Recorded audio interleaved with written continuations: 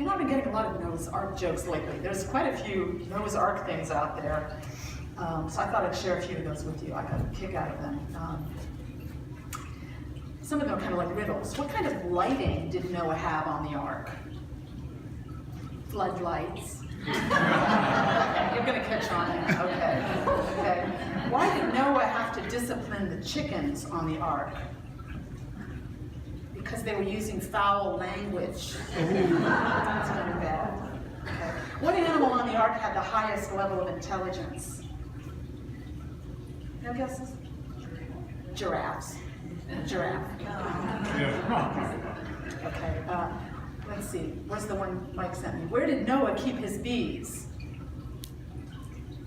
In the archives. That's a good one. That's a good one. I like that. What animal could Noah not trust on the ark? The cheetah. It's kind of silly. I just like that. So then finally I found this. All you need to know about life, you can learn from Noah's Ark. It's just everything you need to know about life. Don't miss the boat. Don't forget we're all in the same boat. Yeah. Plan ahead. It wasn't raining when Noah built the ark. Stay fit. When you're 600 years old, someone might ask you to do something important. I like that. Don't listen to critics. Just get on with what has to be done. For safety's sake, travel in pairs. Yes. 2 heads are better than 1. It's a similar idea. Build your future on higher ground. Yes, that's good advice. Speed isn't always an advantage. After all, the snails were on the same ark as the cheetahs. That's right. When you're stressed, float a while. Like that one. Remember, amateurs built the ark, professionals built the Titanic. Remember that the woodpeckers inside are a larger threat than the storm outside. And finally, no matter what the storm, if you're right with God, there's a rainbow waiting. Like that one. Like that one. Lessons from Noah's Ark. Mike, thank you for getting started on that. I've just been doing some reading lately about the immune system. I get, you know, I have very little scientific background, but I get fascinated with scientific things. And I'm quite interested in the immune system. It's just amazing how our bodies function with this very elegant and efficient immune system that we don't have to do much about. It's God-given. It's always operating on our behalf and always has been. And we don't make all that happen. We don't even know how this elegant system works. So I was thinking about antibodies. That's kind of at the basis of the immune system. You scientific types, you make catch me in some mistakes here, and you can fill me in better later. But this is my basic understanding of an antibody. It's some kind of a protein substance produced in the blood or the tissues in response to pathogens or toxins or bacteria, things like that. The antibody destroys or weakens the bacteria and neutralizes those poisons. That forms the basis of immunity. Kind of amazing. This is all going on without our knowledge. It's just God-given, this amazing, intricate, elegant system to keep us strong and well, operating on our behalf all the time without our knowledge. How they do that, how antibodies, kind of counter pathogens, how do they neutralize those toxins and so on. There's descriptions that they engulf them, they kind of coat them, they bind them, and they soften things to neutralize or destroy these bacteria. It brought back an old memory of an old film from the 60s about, it's kind of a sci-fi film where they shrunk down a little submarine filled with little scientific types, and it entered the body. It was called Fantastic Voyage. Does anyone remember it? It's an old film, I think maybe 66, something like that, 68. And one of the most dramatic scenes in the film of the submarine moving through the bloodstream and through the body and so on was Raquel Welch, who goes out in like scuba diving gear into the bloodstream out of the submarine, and the body perceives her as a toxin, and the antibodies attack her, and they're binding her up and wrapping her around with all these things. It could be made for good film, and just real special effects back in the mid-60s. But that was the whole idea, that these were antibodies at work.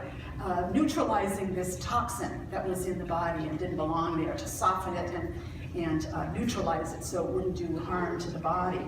This is going on in us all the time. I think it's amazing. And it makes me think about our spiritual immune system. Does it operate in a similar way? I think we've also been gifted by Source, by God Creator, with an elegant and efficient mental spiritual immune system that we can work to bolster and strengthen just the way we can with our bodily immune systems as well. There's a lot we can do to create more antibodies, to become sort of antibodies also in the world for our collective humanity's immune system. Because as each of us does our own work of bolstering our mental spiritual immune system through spiritual practice, through prayer, through meditation, through anything that makes us more keenly aware of our God connection, that we are connected with God at a deep level, and so we are channels of peace and loving kindness and healing energy flowing through us, and an uplifting influence in the world. To the extent that we do that, we become antibodies at work in the world, to kind of bolster the whole immune system of humanity on planet Earth. How do we maintain our spiritual immune system? What's involved in that practice, that daily practice? I think Jesus' teachings are real clear on how we do that. He modeled it, he taught it again and again in the Gospels for ongoing maintenance and kind of self-care of our mental spiritual wholeness. He recommended routine, daily prayer, regular spiritual practice.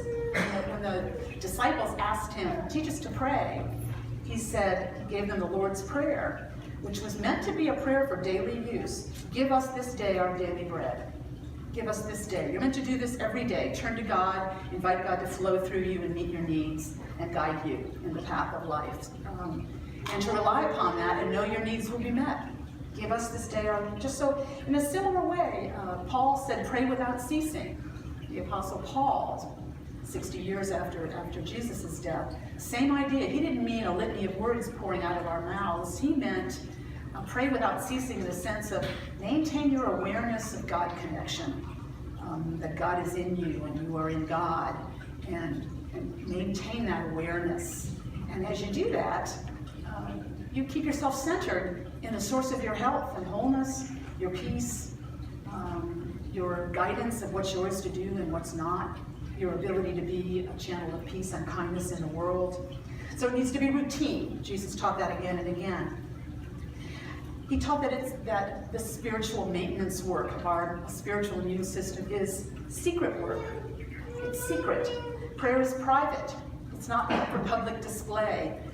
Jesus often talked about the hypocrites, people praying publicly in the temple in Jerusalem to be acknowledged, to be perceived as holy ones. That wasn't his instruction about prayer at all. His was, this is private inner work. Go into your room and close the door. When I was a kid, I thought that meant go into the closet and close the door. That's where you should pray. That would make your prayers more powerful. I remember trying that out. It's sacred, private practice. It's secret practice. Joel Goldsmith, one of my favorite New Thought teachers, says our success in prayer work, success depends on secrecy. That doesn't mean, all throughout our lives that you never talk about your spiritual practice or your spiritual growth work, but it does mean that it's a very sacred thing and a private thing. How we pray, how we commune with God, how we commune best, in what ways do we feel our connection with God more deeply. There's uniquenesses among us about what kind of spiritual practice works best for us, just as we find our way to a church that serves our needs, that we find nourishing or that we don't. We follow our own personal discernment, a discernment of the heart and of the mind. So our spiritual immune system we maintain through regular prayer practice, through keeping it sacred and secret. Jesus' teachings were all about kind of living in the kingdom of God, which is living in that state of God awareness. They were all emphasizing this kind of hidden and secret quality There's a wonderful teaching he gave about how the kingdom of heaven, which is the state of mind and being, really, of knowing our oneness, it's like yeast that a woman took and mixed in with 3 measures of flour until all of it was leavened. That's a wonderful little mystical teaching. Yeast is a kind of a secret hidden thing. It's kind of a secret hidden ingredient in bread, isn't it? And it lifts the whole thing up. It's just sort of amazing. And I think that's what Jesus was teaching about prayer practice. And it's kind of a hidden, it's kind of a secret thing, kind of subtle. But it's amazing how it will uplift, how it will create. I think that's a nice teaching about the subtlety of prayer practice. It's hidden, it's secret, almost like the way our immune system works so elegantly and efficiently and secretly within us. The immune response in the body, it's not a simple conflict attack situation, when you deal with a toxin. It's more subtle than that, the whole intricacies of the system. And I think Jesus was teaching that too, in dealing with difficulties in our lives, or difficult people in our lives. His teachings were all about don't fight against, don't resist evildoers, but pray for those who persecute you. I was interested to learn doing some reading about Jesus' teachings in the original Aramaic and how they would have sounded to his listeners. That to pray for those who persecute you, they translate more as open space for those who persecute you. In other words, try to keep an open mind and heart. Try to keep some open channels. Let that hidden work, elegant prayer work do its thing. It's not just kind of a conflict and an attack situation. It's an open space. Pray for, hold the highest, keep an open space, and see what amazing work will do, what might get lifted up, like that yeast lifts up the bread. Well, how do we do our antibody work? How do we use our spiritual immune systems to improve our lives and the lives of others? Sometimes we have to start with detoxing ourselves. Would you agree? Have you ever been on like a spiritual retreat, something like that? That's kind of like a radical detox regimen. Like physically, sometimes people will go on a several-day detox regimen of fasting and drinking of certain fluids or just water. It's the whole idea to kind of detox and cleanse, so you can kind of start again. Bolster your immune system in that way.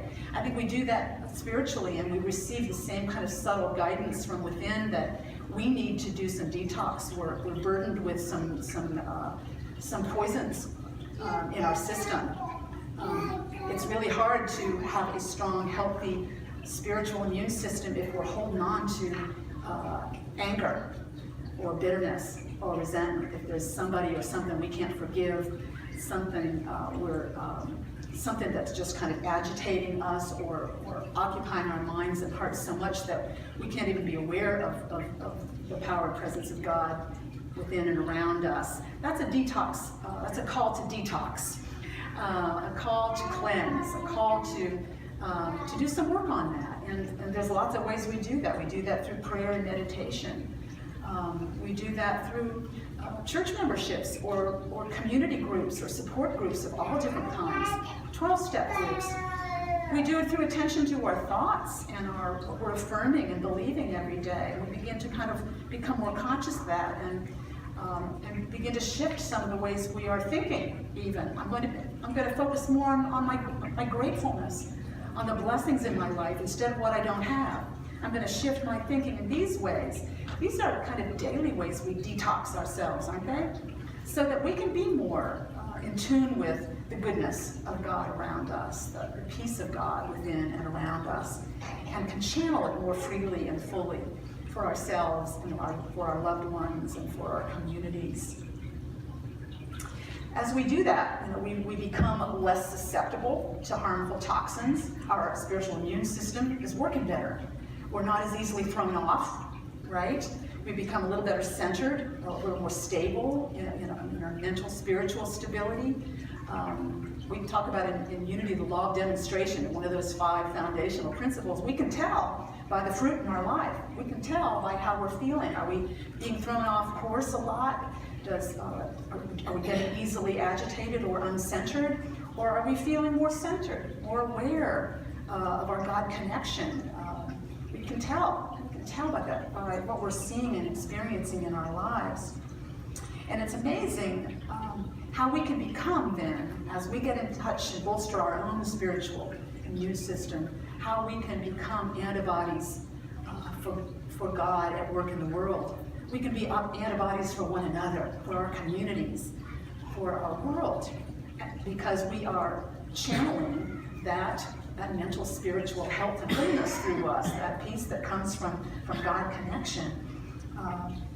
And we've all experienced this. This is not outside our frame of reference. Every one of us probably in our lives. In my family of origin, God bless Blakey, he's so sweet, he's so quiet. In my family of origin, and maybe some of you can relate to this too, it was not all peace and harmony. All was not in perfect order, and we weren't all perfect antibodies that work in the world, channeling loving kindness and peace and healing energy. My father had a problem with his temper. He was short-tempered. There was a lot of chronic irritability. There was a lot of walking on eggshells in our house when I was little. Has anyone had that experience? You just don't know what might throw somebody out of whack. And that's what comes from, we can be easily thrown out of whack if we're not plugged in to that center within us. And that was a burden my father dealt with, and we felt it in the family. My mother was the antibody. My mother was the antibody in the household whose stable presence and unfailing, unconditional love helped neutralize the toxins in the environment, helped create more stability, helped keep things from tipping out of balance. And she particularly was able to do that after she found unity. When I was a toddler, I was blessed to be the third most wonderful surprise child. Joe can relate to that. We're both accident children, late in life for parents. But I was so blessed in that she had found unity when I was like 2 or 3. And so her life became more centered. She became more plugged in.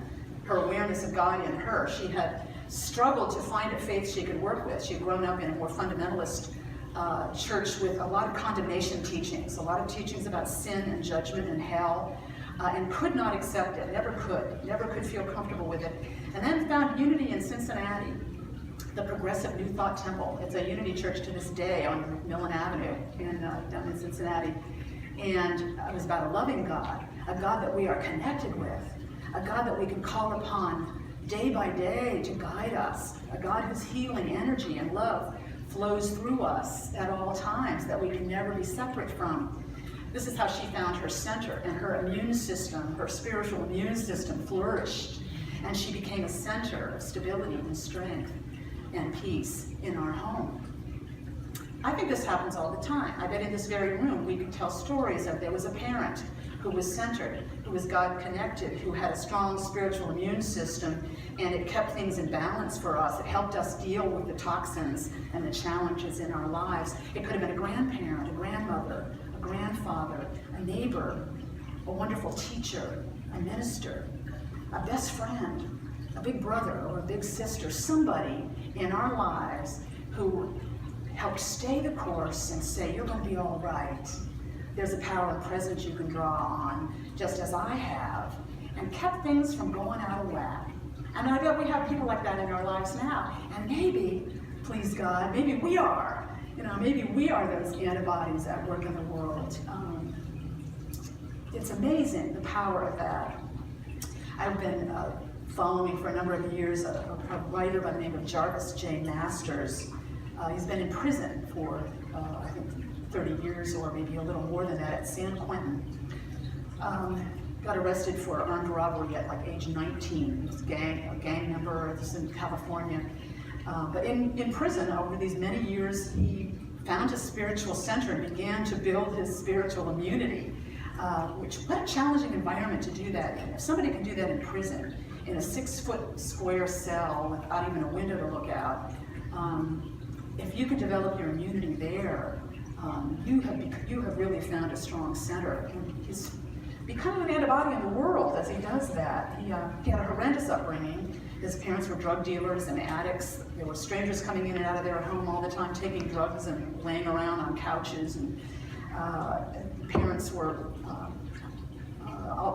getting arrested, getting in trouble all the time. The children were always hungry in the household. Never any clean clothing. There were beatings. They were all in foster care still when they were very little. And then there was the gang membership and brandishing weapons, and he never killed anyone, and he's grateful that he never did. But he brandished a gun and he went on a crime spree, and he wound up in San Quentin at 19.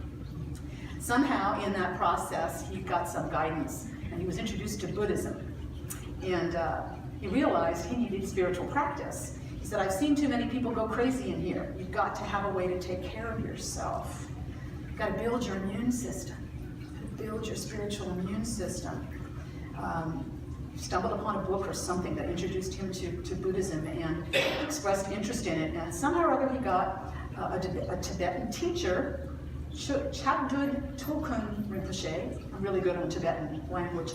And took Buddhist vows, came to the prison, took those empowerment vows, refuge vows that are basic to Buddhist spiritual practice.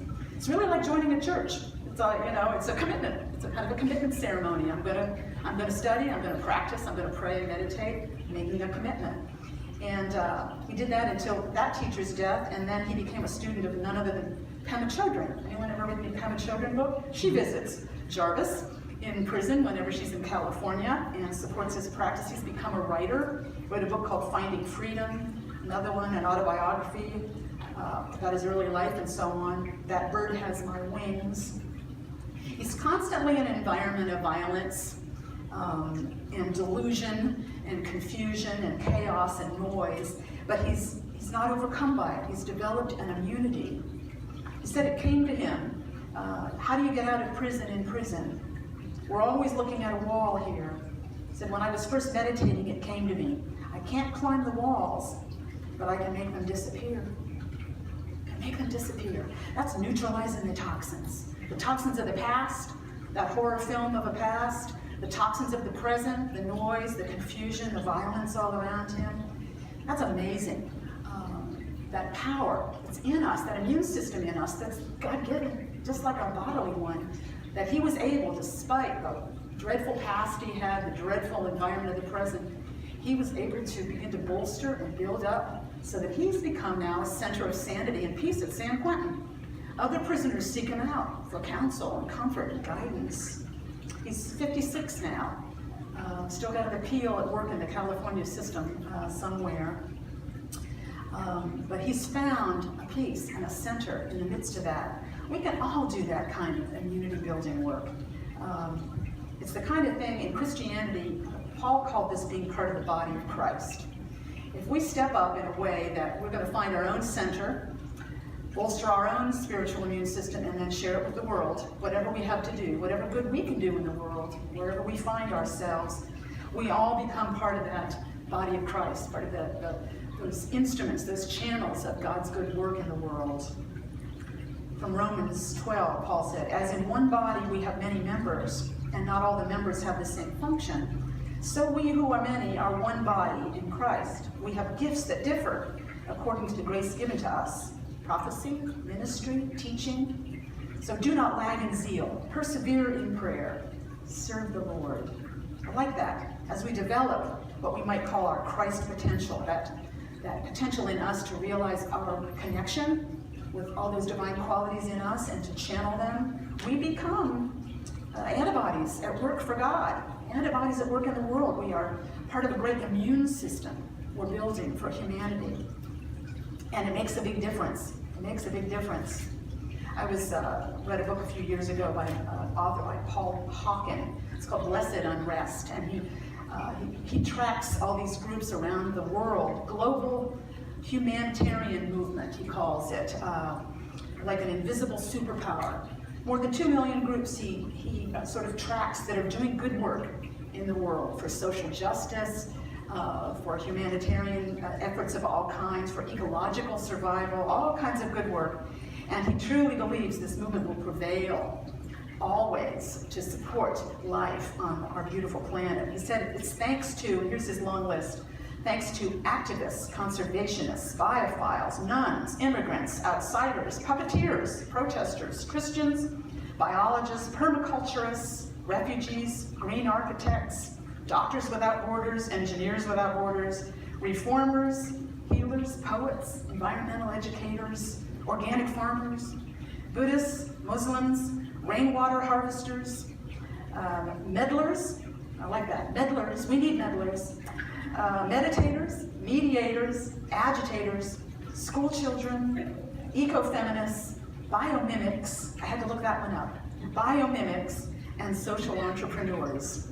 In other words, all of us, every one of us, no matter where we find ourselves, what our interests are, or particular gifts or abilities seem to be, we can all, following heart and mind, following conscience, following divine guidance from within us, can contribute to the great immune system of the world, to keep it strong, to keep things from tipping on, out of whack. Just as we do in our small human communities, we can do that for the whole world. There's an ancient legend in Judaism, and Rabbi Dan is here next week. Maybe he can tell you more about it, because I'm sure he knows more than I do, but it's called the Legend of the 36. Elizabeth is nodding. It's an ancient legend that goes that if there are always, we need always, and there always are, 36 hidden righteous ones, the 36 righteous ones. And they're in our midst at all times, in every generation, to keep things from tipping out of whack and the world from coming to an end. 36 righteous ones in our midst. And they don't know who they are necessarily. It could be one of us in this very room. Could be among those 36 righteous ones. They're always there.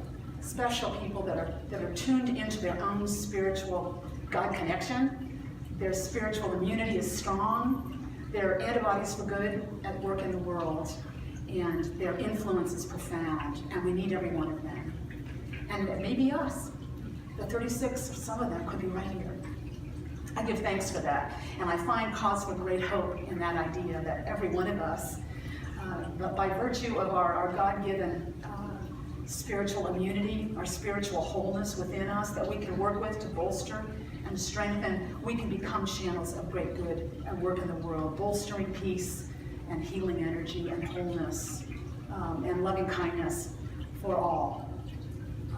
So that's my affirmation, my quirky affirmation of the week that I invite you to join me in if you'd like to. I am an antibody for God. Join me in that? I am an antibody for God. Absolutely. Let's take that into prayer for a moment. Affirm that within. Given our deep God connection, that God power and presence that we are one with at depth, we can realize that in greater fullness, moment by moment, day by day, and we can become every day a wider and freer channel for the flow of that energy into the world. That God-given energy that heals and strengthens, that uplifts in hidden, in amazing, in elegant ways. We are channels of that great power and presence, and we are grateful. And so it is. Amen.